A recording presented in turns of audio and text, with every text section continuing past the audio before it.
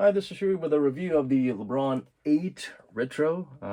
The LeBron 8 was not exactly a famous or popular model because it went alongside with LeBron James's dark seasons, I suppose, when he made the decision show. I'm sure it was not all him. I'm sure his agents and um, stations actually wanted that revenue or the possible business venture, the opportunity was there, then they took advantage of it.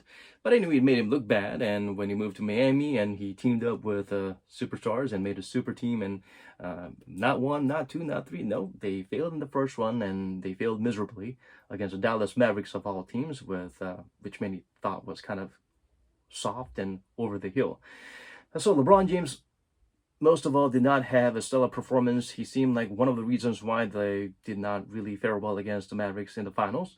But also, this wasn't even the shoe that LeBron was wearing in the playoffs. They came out with a PS or a postseason version of the 8s, which was a lot more sensible because it had a heel max here you could feel and a 4-foot zoom here. So it had a nice little balance.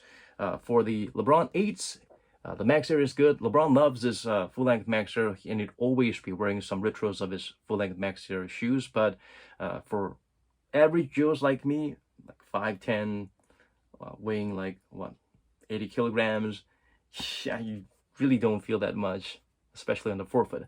One fatal flaw I felt from the full-length Max or the 360 Max that they were pushing hard in the 2010s and the 2011 is that on the heel you do see this compression, right? Like it's a soft little tubing there, but as you move forward, this is rock hard. So it's weird because you actually need the reverse. You can't have a little bit more of the resistance because your whole body weight's gonna be here and you'll be landing on it and stepping on it hard. There's a lot more compression and force being put on your heel compared to your forefoot. Forefoot is more for like quick switches and quick sudden compressions, but this is not gonna fare well. There's not a lot of area to expand, and it's just more rigid than the heel. And the weird thing about the LeBron 8 with the Air Max setting here is that it feels a little bit high off the ground than most other air sole shoes, but you feel like it's not exactly providing the level of compression or shock absorption or comfort that this thickness should provide. So it's like the level of cushioning that much thinner air soles would provide, with a level of discomfort in terms of the instability and being high off the floor that bigger Max Air would provide. So it's the worst of both worlds. It's a strange decision by Nike. Maybe LeBron feels it, but for an average Joe like me, size 9, I couldn't really feel it. So yeah, the original wasn't that impressive. The retro is not that impressive either, but they did try to reduce the weight a little bit. This leather they use is, I think, a little bit more lightweight than the ones they used in the original, because the original felt a lot heavier and it did weigh more than what this weighs, which is about 470 grams for a size 9.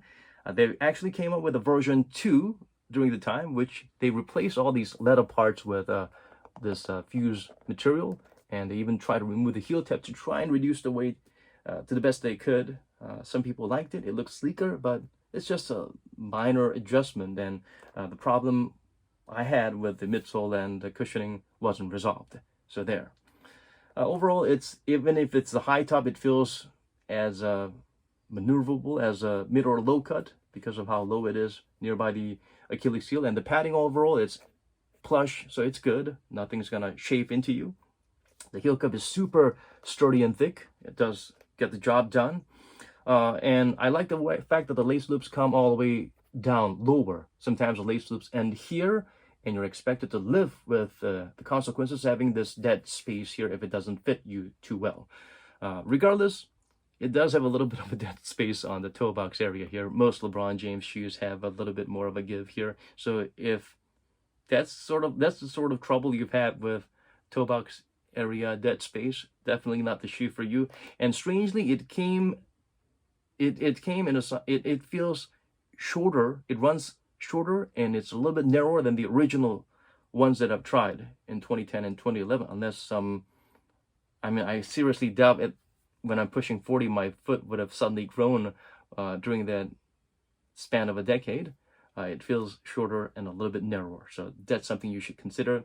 I would suggest going up half a size at least.